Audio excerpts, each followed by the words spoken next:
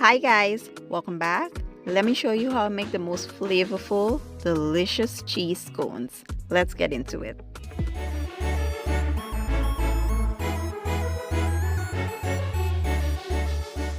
Alright guys, let's take a quick look at our ingredients. Here I have some all-purpose flour. I'll be using regular whole milk.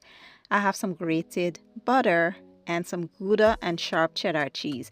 Feel free to use any cheese of your choice. Here I have some jalapeno peppers, sweet pepper, some grated garlic, scallion. I have baking powder, salt, and sugar.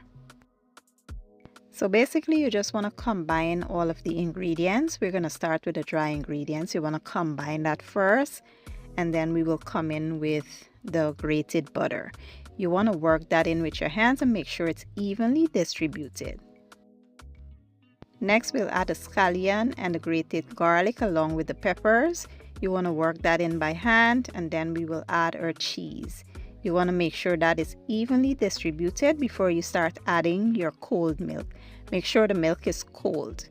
So once we add the milk, you just want to mix this until you form a shaggy dough, and then I'll show you what to do next.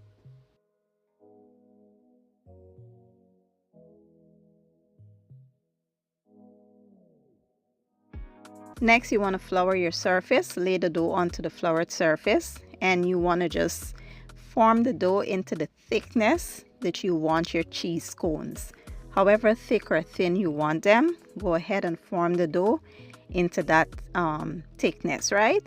And just remember that when it bakes, it will spread out a bit in the oven. Because of the cheese and the butter and stuff, it will spread a bit, so bear that in mind.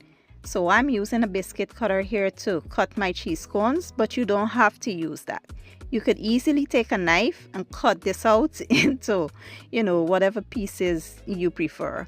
And I got about 5 cheese scones with this amount of dough, but you could easily get 10 cheese scones if you cut them a bit smaller. So yeah, once we are done, we will go ahead and top them with a little bit of cheese.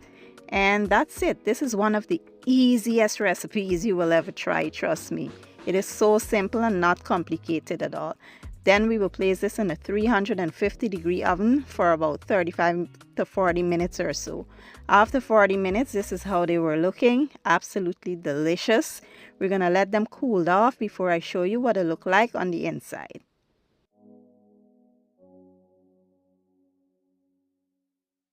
And now for the good part, let's just see what these look like on the inside. It was nothing short of amazing. Now, if you want the original Guyanese flavor cheese scones, you will have to use the anchor cheese, and you'll get that exact taste. But give the recipe a try for me and let me know what you guys think. I'll leave all the ingredients and measurements in the description or the caption, and I'll see you guys in my next one. Thank you for watching and enjoy.